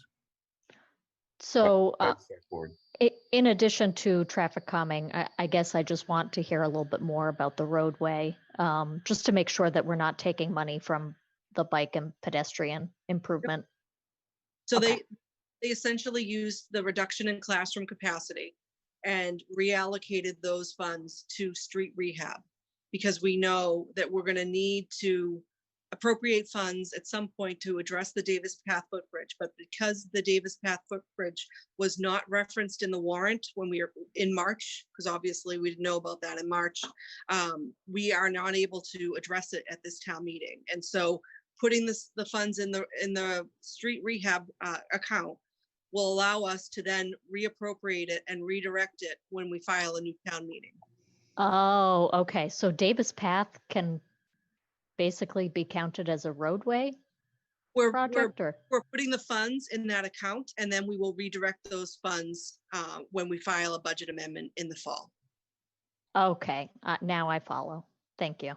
Yep. It is a pedestrian roadway item in essence. So, you know. Right. Okay. Okay, let's talk about the items where the advisory committee does not agree with our position. First, the reserve fund amount. I assume, does anyone on the select board object to accepting this larger number? So just remind me, I seem to recall that our numbers differed because we were opting to put more money into OPEB pension. Our classroom capacity number within the CIP is higher. So that's essentially the difference. And so when it's there or sits in the reserve fund, it's going to get reallocated in November either way. So we felt comfortable, you know, if that's where they wanted to leave it, that's fine. It's all going to get revisited in November. Okay. Thank you. And you and Mr. Kleckner have no problems with the other changes that the advisory committee made? Take it. Nope, I just wanted to make sure that the board was comfortable with the traffic calming appropriation. Obviously, you know, biking is a very popular thing in Brookline. So it's not that it's not going to happen. It's that the advisory committee is recommending deferring the motion until November. Right. Okay. Any other discussion of this? Well, I mean, this is probably a question for Todd. What's the difference between traffic calming and the bike and pedestrian improvements that that I'm sure have been taken up and programmed? I would just kind of like to know exactly, you know, what we're talking about, not just the concept. Yep. So if you have your supplement in front of you, I can probably find that and give you the page number. The advisory committee's description of the traffic calming project is on page 28 of supplement number 1. It looks like it's for rectangular rapid flash beacons at 2 crosswalks, Washington Street at Gardner Road. That's that particular project. Bike access improvements is a few different components. The bridle path feasibility study, the Green Street contraflow bike lane, and then the Beacon Street westbound parking protected bike lane. So that appropriation for bike access improvements is being recommended by both bodies. It's just the traffic calming piece that the advisory committee is recommending deferral until the fall. And how much money are we talking about? 81,500. Okay. Any questions or comments regarding any other items where we differ from the advisory committee? Anyone object to accepting the advisory committee adjustments to the budget, at least the ones we've talked about here? I'm very tempted to object to the traffic calming difference just because so many people are out walking and those rapid fire beacons are life-saving. It's 2 travel lanes, people pick up speeds right around there. But I could probably be persuaded to wait until the fall if that's the only thing where we differ. It's just a shame because I think that it could make a real difference this year while everybody is choosing to walk, or in some cases, they don't have a choice. How much is the amount? 81,500. I hate to complicate things, and in general, I'm across the board in favor of us aligning ourselves between the 2 boards. I think Heather's right. This feels like the kind of thing that is someone's going to bring it up, and for good reason. As soon as it's brought up at town meeting, people are going to say we can't even find 81,000 for something that could be a life-saving, improvement. And so if there's a third vote, with reluctance, I would depart from the advisory committee on that item. The funding's been, the funding source is the parking meter fund. It's just a question of when to move it. So, but if the board would like to move it now, that's something that I can make sure that the moderator is aware of. I'll join Heather and John. Okay. So how long would it take before the rapid signs are installed? I don't have the timing on that. I can check in with Todd after we're done with this meeting, but I'm also needing to hop on real quick with the advisory committee too. So we'll see what I can get prior to Wednesday night. If anything, if you decide to align with the advisory committee, I think that's an easier indication that we can give the moderator if we do decide to change the vote on that. Yeah. I could be completely off base, but in my experience, working in municipalities, these things are usually under contract. And once the money is in the account, it's a simple procurement. But what about the installation? That's what I'm thinking. And installation, it would be both at the same time. You just execute the contract and the contractor would then schedule it. Okay, it looks like 3 people have indicated their interest in objecting to the advisory committee's vote on traffic calming. So why don't we vote on everything else and then we'll fight with them over this item. I was gonna say the AC can reconcile this by changing their budget, right? Yeah. If I can get this in time to them. Yeah. Yeah, let's do it quickly then. Okay, so I move approval of the items listed by Ms. Goff in the advisory committee budget, except for the traffic calming item where we differ, those items where we differ. All in favor, Ms. Heller? Aye. Ms. Hamilton? Aye. Mr. Fernandez? Aye. Mr. Van Scoyer? Aye. And chair votes aye. Do we need to take a vote on the traffic calming? No. That's part of the original motion. So now that those items are taken care of, I think the easiest way to follow where we are headed next is by opening the combined reports and looking at all the supplements. because that will kind of give you the flow of all the things that have happened in the past week. So we had the advisory committee recommendation and vote, which was supplement number 1. So Okay, and we're talking about the traffic calming now, or no, we're on to the changes on the police department budget. what budget? The police department budget. Oh, please, okay. Yep. Sorry. So supplement 1 shows the select board and advisory committee motion at the time.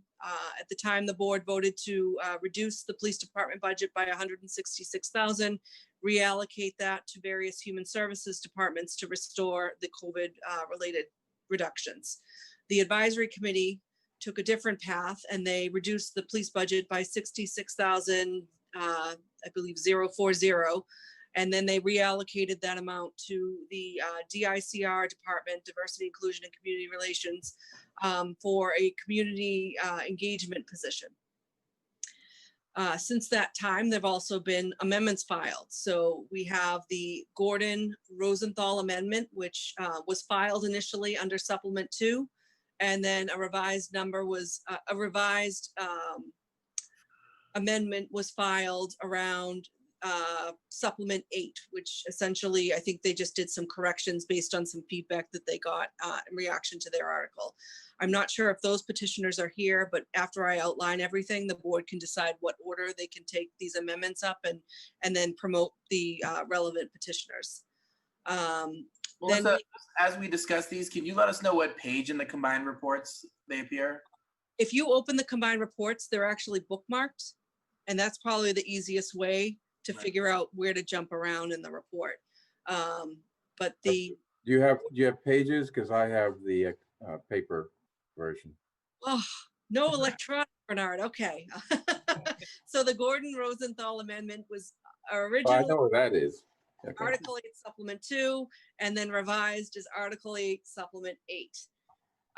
Then we have the Bastian Akaneshe, hopefully I pronounced those names close, a motion, which is Article 8 Supplement number 3. And so that is a condition of appropriation around limitation on expenditures related to the Alston case. And so that is supplement 3. Then we have supplement 4, which is Deborah Brown and Bonnie Bastian again. A motion to reduce the police department budget by $2,129,000. That motion then got amended. So that amended motion is now Article 8, Supplement 6, which reduces the budget by $2,115,951 and has various recommendations that if the petitioners are here, I will let them outline. Then we had the Ananian Fernandez motion, which was Article 8, Supplement 5. That was a reduction to the police department budget of $1,265,000 with various adjustments in other departmental budgets. That motion then got amended. That is Article 8, Supplement 7 now, which reduced the police budget by $1,198,560 and then made various adjustments to the school and affordable housing and racial equity funds. On top of that, we've had some movement around the advisory committee motion, and the advisory committee is considering an amendment of the motion that they put in the supplement. And essentially what they are looking to do, and I'm hoping that Devin was able to send you this in time, and Bernard and John can also jump in and outline this as well. They are looking to reduce the police department budget by $1,265,000, reallocate $66,440 into the DICR for the community relations position, allocate $50,000 into the select board budget to help with a facilitator / consultant to provide support to the select board's task force, and then put the balance into the contingency fund, which then would allow it to remain there until the task force was able to complete their work, and those numbers would then be able to be reallocated in November.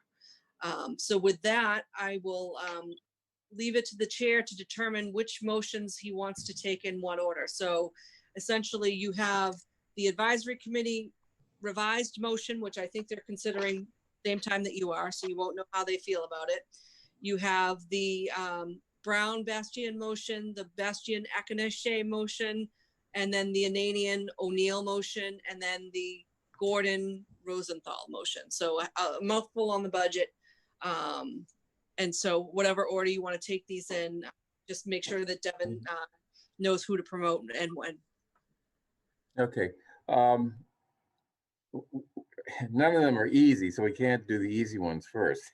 Well, might I suggest maybe doing the Rosenthal Gordon one? I'd be surprised if that one is controversial to this board. And then it buys us some time to hear from perhaps the advisory committee. Yeah. Okay. What is the most recent version of that? I don't think I've received a copy. So if you go to, if Article 8, Supplement 8.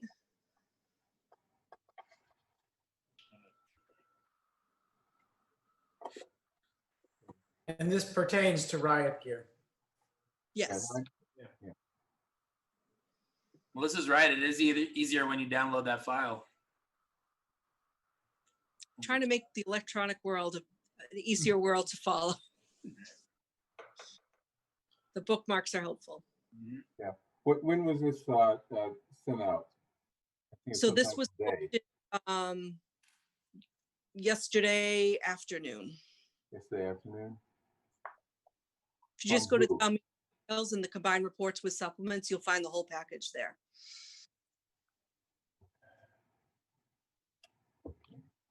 Which number is this? This is Article 8, Supplement 8.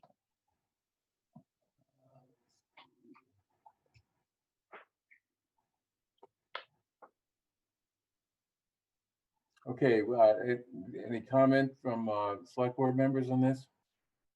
Any discussion? I'm inclined to favor it. It addresses concerns that have been raised recently about police riot gear in a way, and this is the important part of why I would be inclined to support it, in a way that does not tie the hands, as I understand it, of Chief Lipson, but allows Chief Lipson and the select board as the commissioners of police to make determinations along the way, as to the police department's acquisition or decision not to acquire anything that would be would be defined as riot gear. Can we get some, I know I was on that advisory committee meeting last week, and maybe we can hear from, I see we have one of the petitioners here, Mr. Rosenthal. There seemed to be some confusion about whether or not the sort of the consultation with the chief or I mean, between the chief and the select board member on this would be during a hot situation where, you know, there's a need to deploy something very quickly, or whether we were talking about more of a cold situation in terms of whether or not this is more about procurement, and that there would be time to have a public hearing and debate about that. If you can clear, I guess, the intention of this up, that'd be helpful. And you're muted, so you know. Yeah, there were some changes that relate to this. I don't think I'm muted. Can you hear me? Yep, we can hear you. Oh, all right. Someone said I was muted. You want me to answer that question, which I think I heard? Yes. Okay, so we've changed this, I think twice, maybe 3 times since we filed it. We changed it right before the advisory first time they dealt with this. They said they were not going to deal with it, but then they got into it. But meantime, we sent them something right before that meeting, which I think is about a week ago. And then they ended up talking about it, but not hearing from me. Neil's on the committee, so he was heard. So we did especially address the issues that Raul has just raised. The very first version was clearly confusing between three separate categories of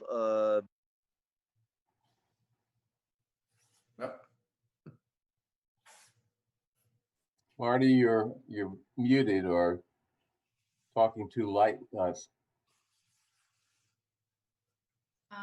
Marty, we can't hear you. Marty. Hello, Marty. Okay, Devin, can you send him an email or something, or a text or chat? I'm working on it. Okay. I think he said he wants to withdraw the motion, if I'm reading his lips correct.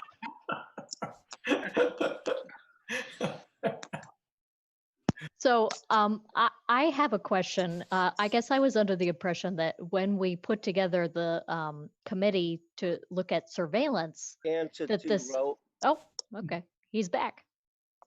Oh, did you lose me? Yes. I would suggest, Marty, maybe stopping your video in order to preserve a little bit of your bandwidth so your audio doesn't cut out. Okay, I just got a new Comcast router I thought was supposed to be super powerful, but I'll do it. Yeah, that's what they tell all of us. Yeah, all right. All right, Nothing so but trouble. I don't know where do you know what my last word was? Go back 2 minutes or so. 2 minutes, all right. Let's Well, start from the beginning. I think the bottom line is we've separated the deployment and acquisition issue, which we're requesting be screened in advance unless there's an emergency, and then we have a process for emergency, and then deployment and use get even more hands off for the chief. So that, for instance, if there's an item that they already have and they have it in, let's say, a battering ram, I forget what terminology we had in there. Where is it? Forced entry tools, I'm sorry. So if there's something they already have, and so it's in the cruiser, I guess that's deployed, and we don't want to prevent that. And basically we watered down what has to be done about that, that to the extent possible, if there's advance notice possible, you let the chairman of the board know. And then use is even harder. And basically the way it reads on use right now is that if something gets used, that's a split-second decision. We understand that. And I analogize it, if a civilian gets injured, I do believe that would be a separate issue, but that too should be reported to the select board as a separate matter. And what we're doing on the use thing is similar to that. So let's say they have a domestic violence call, they have to break down a door. I understand that, and I'm not trying to prevent that or even require a consultation, but I just think that's the kind of thing the select board should hear about, and in most cases, you know, basically not care about. And only if a majority wants to discuss it at a hearing would that happen. So I think we've watered down the difference between acquisition and purchase on the one hand, deployment and use. And then the final thing I want to say is that the list of items, we would still be flexible on that list. I don't know if the chief has something that he wants to take off that list. I think Neil and I would be quite open to that. But otherwise, we think that in reaction to what happened at the library or town hall, that some consultation should happen on this kind of stuff. And the degree of consultation varies depending on those three categories: acquisition, deployment, and use. So I think that's the general summary of this. I think it's good for the select board and for town meeting to show some concern about what happened. And I know I don't blame the chief for what happened with the sheriff's office, but I think it would be good to show some reaction to that. So I'll leave it at that. Yeah, Chief Lipson, you like to add your comments? Sure. Thank you. I'll start off by sticking up for the select board a little bit. I kind of think that this is a town meeting motion on a budget amendment to exert executive authority where the policy would be set by the select board as the police commissioner. So I think it's kind of an end around of putting policy in through a budget amendment. But I won't dwell on that too much. I have no problem with the, a policy by the select board to review equipment that we acquire. I was concerned with the original amendment, which would have had us calling the chair of the select board before we used any of these things in an emergency, which I thought was an operational overreach on the part of this amendment. I do have some concerns about the list of equipment and how they're used. Reporting to the select board, forced entry tools has nothing to do with riots. That has to do with saving lives. We respond to check on the well-beings, the fire department. Between the fire and the police department, forced entry tools are used at least a handful of times a week to check on people's well-being. If somebody collapses in their house, if we respond to a domestic, like Marty said, and somebody's screaming for help.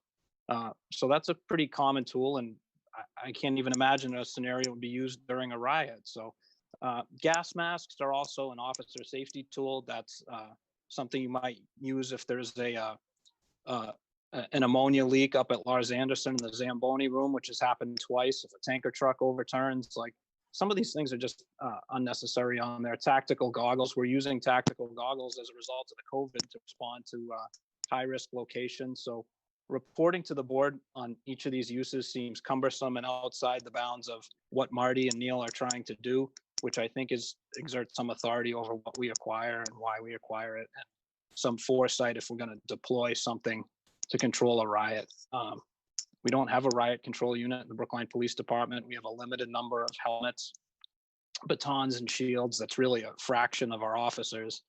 And, many departments in the area equip every single officer with a riot helmet or baton. We don't. We're not budgeted for that. So I think it's a little overreaching, a little too inclusive, a little cumbersome, and could definitely use some tweaking. And then the general principle of, I think it's the select board's position to exert this authority, not a budget amendment. Okay, any other? Respond briefly? Briefly. Okay, yeah. First of all, we can still amend this list before tomorrow night, but aside from that, you'll see that the list can be amended anytime by a vote of the select board. So given the rush of this town meeting, if it doesn't get done by tomorrow night, I have no problem with that being done later. And if the chief wants to, he mentioned, I think, two things, gas masks and forced entry tools. I have no problem with the uses that he just said. I guess my reaction is, but why not report them to the select board after they happen? They're the kinds of things that citizens can feel was, someone might say wrongly that it was excessive policing or something. So that, and if it gets reported to the board, I'd have no problem as a selectman, which I used to be, saying, well, that looks fine. That's the end of it. All right, that's it. Why can't we just have the department's complete list of such gear given to the select board for us to review and make a determination as whether we need to respond in some way? I'm not sure that that the way you've set it up is really workable. Well, without seeing spelled out in writing what you're talking about, it's hard for me to answer that question.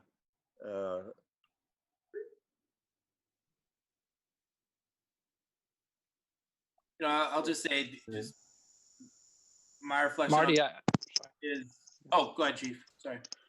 I was just going to say, Marty, it sounds to me like you're saying this is flawed. Let's just do it and you can fix it later. I mean, why not get it right in the first place? Well, actually, I'm not conceding that it's flawed. I'm conceding that Neil and I are both human beings, and we might have added something in that list that is unnecessary. We thought, Neil got the list, I forget where, but I don't think it's flawed enough that it should not be passed, because it's pretty flexible to change it later.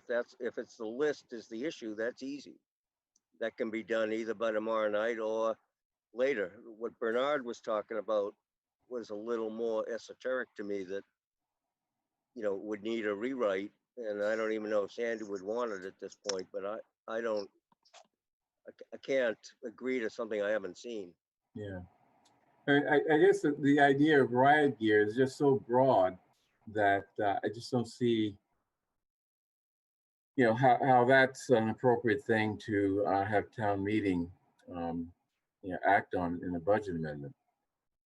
I mean, what is riot gear? I mean, as the chief indicated, some of these items are just regular items used in protecting the public outside of any riot situation. Well, if we had just said riot gear in quotes or without quotes, nobody would know what we're talking about. So it did seem it needed examples, and those examples I've indicated now a couple of times. We're very flexible on those. If something should be deleted, it's possible something should be added, but I don't see what choice we had. I do think that the general issue of using riot gear, deploying riot gear, and acquiring riot gear needs to be looked at in 3 different ways. But I do think they are all issues that the select board ought to have some reporting requirements, and in most instances do nothing about. Okay. Well, So, one concern I have is that without, I don't know, one of the problems we have here in Brookline is we don't have a riot squad or whatever it's called. And therefore we go to the Norfolk Sheriff's Department when that, when we apparently need such services or such a unit. Now, the way it was used a couple of weeks ago, I don't think it was an appropriate, way of getting outside help to do something that we don't have the capability to do. But what about a situation involving the marathon or an attack on Brookline churches or synagogues, where, Brookline doesn't have the type of equipped forces to deal with that. So they have to rely on outside forces that we have no control over, like Norfolk Sheriffs or state police, et cetera. So. yeah, I don't have a problem with that. Yeah. But let me get back to that example. I know the chief has admitted that there was some lack of communication on that, especially between the sheriff's office and him, and he didn't know that they were going to come out of the garage. I think that this proposal would have had a good chance of making that a little cleaner, because it's the kind of thing the chief could have called Bernard and said, we're going to bring in the sheriffs. They're going to be decked out in stuff that some people call riot gear. And I'm just letting you know. And maybe there would have been a conversation, well, what are they going to do? And maybe the conversation would have been, they're going to stay in the basement. And maybe then it would have been clearer between whoever in the sheriff's office was talking to the chief. So that's actually a good example of where this might have come in handy. Just by some added communication between the chief and the police commissioners. That's what motivated this, obviously, and it would seem to me that it would be a positive reaction on the part of the board to that event, because those people alarmed people. I mean, everyone knows that there's a peaceful demonstration and they were scary. So I just think this is a reasonable and very practical and way to accommodate that fear and react to it and show that the board took it seriously. And I don't think it ties the chief's hands at all, which we don't want to do, except for an occasional phone call. And I'm sure he doesn't mind talking to Bernard at whatever time in the morning something comes up. Yep, so I was about to give the same heads up that Devin is giving us on the chat, is that it is 6:30. I'm reminded that that Heather mentioned this might be the quick one that we're going to cover. We've got to get there at some point. Yeah. So what does the board want to do? Want to take a vote? Well, I had other questions. I was patiently waiting my turn, as I'm sure other select board members were waiting for their turn to ask a question. So I guess I'm going to go ahead and ask it. What is the difference between this and the military surveillance committee that was formed that I thought was going to be looking at these things. No, we're not looking, that committee does not look at riot gear. It's rather military type equipment under a federal program whereby military arms and other equipment is sold basically at delivery costs to municipalities and other governmental bodies. So, I mean, this is a totally different type of equipment that we're talking about here. This is Okay, civilian. but I mean, we could ask that committee to look at this because I guess it is a little bit more complicated than I thought it was going to be. Yeah, well, that committee has been given a lot, and we're about to put out a lot, but that I think that's reasonable. I have a suggestion, given the timing here. Could we put this off until our pre-town meeting tomorrow? Because this isn't going to come up until tomorrow's town meeting. We don't have The a meeting select board doesn't- scheduled tomorrow, but and I'm assuming town meeting is tomorrow night, but we don't know. But if you don't finish tonight, I would encourage you to just continue your meeting until tomorrow at a time certain. And Okay. it sounds like we're going to be there. Yeah, it seems inevitable. We're going to have to do a little bit of cleaning up before we go into town meeting tomorrow night. I would suggest you start at 4 tomorrow. Yeah. May I give 10 seconds on Heather's comment? Marty, we got to move along. Sorry. Okay, so, okay. Do we want to talk about a couple other items? How about- Can they be put off? Can they be put off until tomorrow? Since You want to put everything off? Okay. Well, you know, we have not that much time to get in, and I'm told that lots of people will be in the waiting room, so it's going to be difficult. And I'm not even sure my link will work and all those kinds of issues. So I'm a little concerned about bumping right up against the time frames of town meeting. Okay.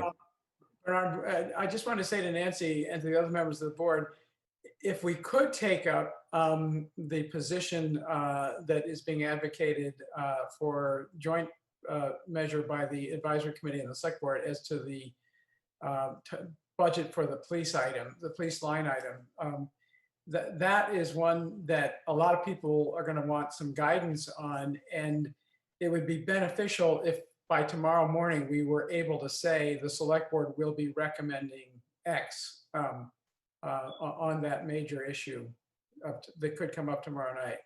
Okay, and it's been distributed to all the board members, as I understand, and there's been discussions. So are people ready to? Where is it, Bernard? I'm not sure I got it. I know that I've discussed it with you, but. It was circulated by Devin. Devin? You received an email today at 3:38. Okay. Well, wouldn't we need to discuss all of the amendments, not just that one amendment? We haven't discussed the others. Okay, that's a good point. How do you answer that, John?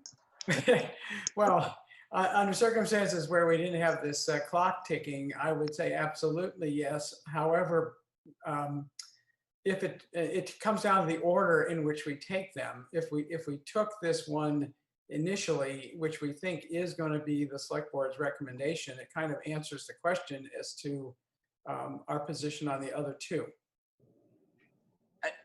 I did want to make you folks aware Patty Correa is raising her hand. She might have something to weigh in here on. I don't know if you want to. Okay, Ms. Correa? Yes, hi. I just wanted to bring to your attention that our outside counsel is not available at 4 tomorrow, as far as I know. And he is on now to discuss the Alston motion. Okay. I'm not sure if we're going to be able to get. Yeah, I'm not sure we're going to be able to get to that one. So what's the board's desire here? We can either vote on the proposal that we think is coming out of the advisory committee, meaning that we've already made up our minds on the other motions, or we can put this off until tomorrow. Could you please re-describe that motion just so I understand it? Okay. Sure. Yeah. I can if you want. I'm hearing that they're wordsmithing it right now currently. Advisory committee? They're doing what, Melissa? Oh, God. So the police department budget would be reduced by 1,265,000. There would be an increase in the DICR of 66,440, an increase in the select board of 50, and then the remainder would be going into the contingency fund, which is item 31 on the budget table. And that would be 1,158,560. That would be the new appropriation for the contingency fund. So okay, and we wouldn't be allocating that contingency fund until we have a closer look at what this means for the department and what this means for the town in terms of the services that we would not have as a result of moving this money and the impact on policing in Brookline. Is that correct? Yeah, that's what the committee should be working on, the task force would be working on. I just had one question on this motion. I don't understand how it is that, who moves the money from the contingency fund, and how can you do that without town meeting authorization? If it's all right, I'd just like to jump in with an answer to that. And the answer is that the task force, in the course of its work, does not have to wait till November. In the course of its work, could report to the select board, we have already looked at this issue or this issue or this issue, and would like to recommend that this change be made in policy or this change be made in practice, and ask the select board to consider that recommendation in a timely fashion, even before we get to November. And then the select board would decide whether, if it has budgetary implications, whether they would use the money in the contingency fund to take action at that time. Then there is the November report to town meeting, and that's where town meeting gets to hear recommendations, and town meeting gets to decide if they favor moving money from the contingency fund to whatever, to back to the police department or to health department, or for whatever purpose. and the advisory committee wording, I believe, is to make it explicit what the intent is with the funds and the contingency fund. So there'll be more to come. How can you do that if you don't know what the task force is going to recommend? How can you be explicit? No, they're explicit as to when the funds can be reallocated. I think that was it was a little unclear. So I think that they're trying to have some clarity around some of the bullets that they have in their budget motion. It's basically a two-track process where recommendations can be made from time to time to the select board for action, and then recommendations are made in November, and then subsequently at the annual town meeting to town meeting, special town meeting in November, annual town meeting in May of 2021. Does that answer your question, Mel? I mean, the town meeting's going to appropriate this money to this account. And so it'll be the responsibility of the select board based on the language that you could move the money anywhere you wanted to, whether it was the police department, health department, DICR, school department, anything? Right, based on the recommendation of the reimagining committee or task force, and of course, based on our agreement with that recommendation. Yeah, that answers my question. Okay. Can I just make a comment on that? Yes, please. My only concern with that is, I appreciate that the task force would be thoughtfully, reviewing how to possibly reallocate funds and do things in a thoughtful, thorough manner.